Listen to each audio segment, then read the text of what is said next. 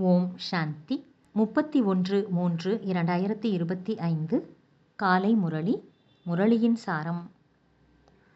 பாபா சொல்றார், இனிமையான குழந்தைகளே, இப்போது நீங்கள் பழைய உலகத்தின் நுழைவாயிலில் இருந்து வெளியேறி சாந்தி தாமம் மற்றும் சுகதாமத்துக்கு சென்று கொண்டிருக்கிறீர்கள். தந்தைதான் வந்து முக்தி மற்றும் ஜீவன் முக்திக்கான வழியை கூறுகின்றார்.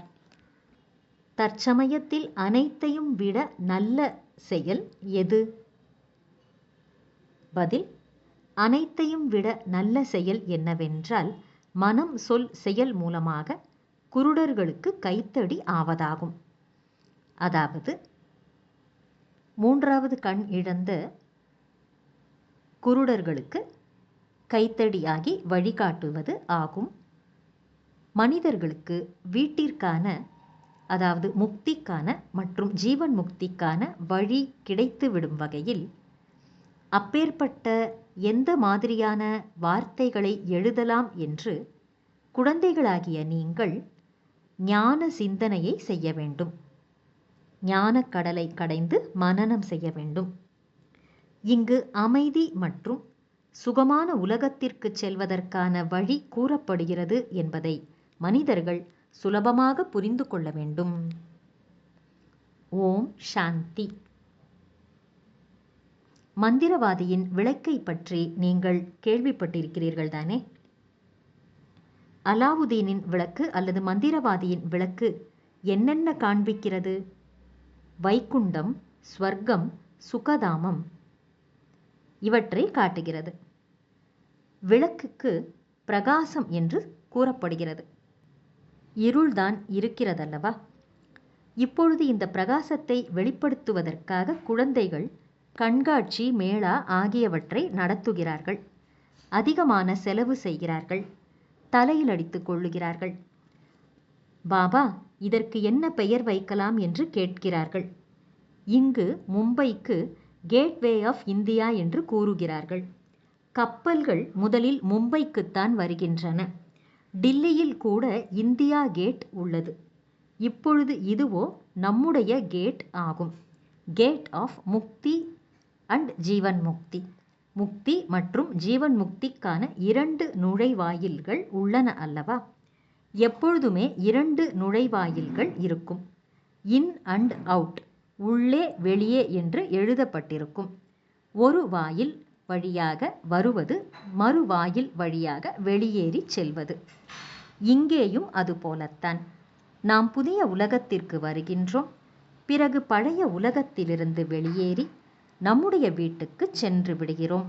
ஆனால் திரும்பி நாமாகவே செல்ல முடியாது. ஏனெனில் வீட்டை மறந்துவிட்டோம். நமக்கு ஒரு வழிகாட்டி, கைடு தேவை.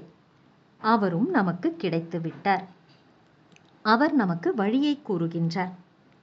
பாபா வந்து நமக்கு முக்தி மற்றும் ஜீவன் முக்தி, அதாவது சாந்தி மற்றும் சுகத்திற்கான வழியை கூறுகின்றார் என்பதை குழந்தைகள் அறிந்துள்ளார்கள்.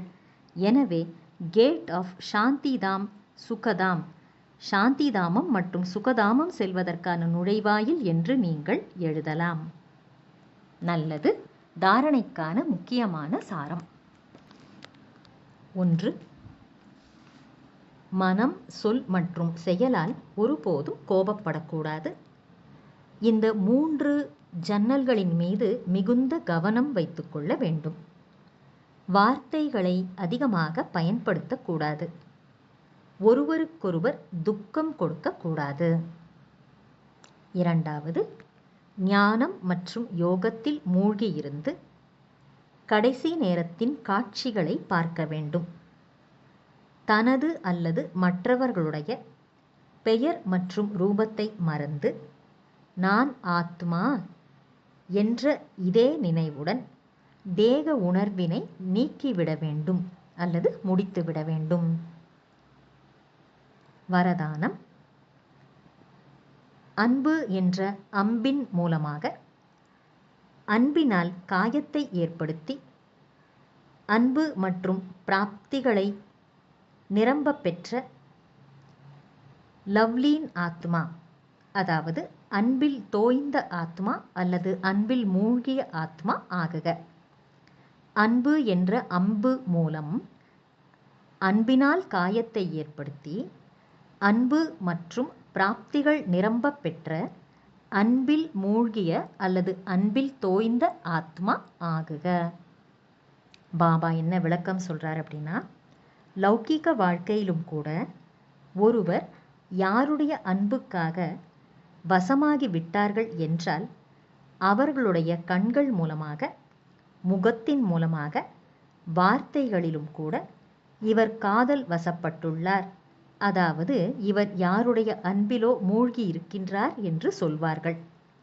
அவ்வாறே மேடையின் மீது வரும்போது தனக்குள் இருக்கும் தந்தையின் அன்பு என்ற ஆயுதத்தால் பிறரையும் காயப்படுத்துவார்கள்.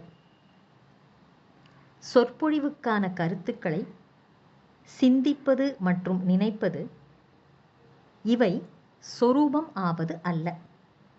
அன்பு மற்றும் பிராப்தியின் முழுமையான சொரூபம் என்றால் அது லவ்லீன் சொரூபம் ஆகும். அத்தாரிட்டியுடன் பேசும் பொழுதுதான் அதனுடைய தாக்கம் ஏற்படும். எனவே பாபாவினுடைய அன்பிலே மூழ்கி இருக்கக்கூடிய ஆத்மாவாக ஆகுக. ஸ்லோகன்: சம்பூர்ண நிலையின் மூலம் இறுதி நாளை அல்லது இறுதி நேரத்தை நெருக்கத்தில் கொண்டு வாருங்கள். நல்லது. இனிமையிலும் இனிமையான வெகு காலம் கழித்து காணாமல் போய் மீண்டும் தேடி கண்டெடுக்கப்பட்டுள்ள செல்லமான குழந்தைகளுக்கு தாயும் தந்தையுமான பாப்தாதாவின் அன்பான நினைவுகள் மற்றும் காலை வணக்கம். ஆன்மீக குழந்தைகளுக்கு ஆன்மீக தந்தையின் நமஸ்காரம். ஆன்மீக தந்தைக்கு ஆன்மீக குழந்தைகளின் நமஸ்காரம்.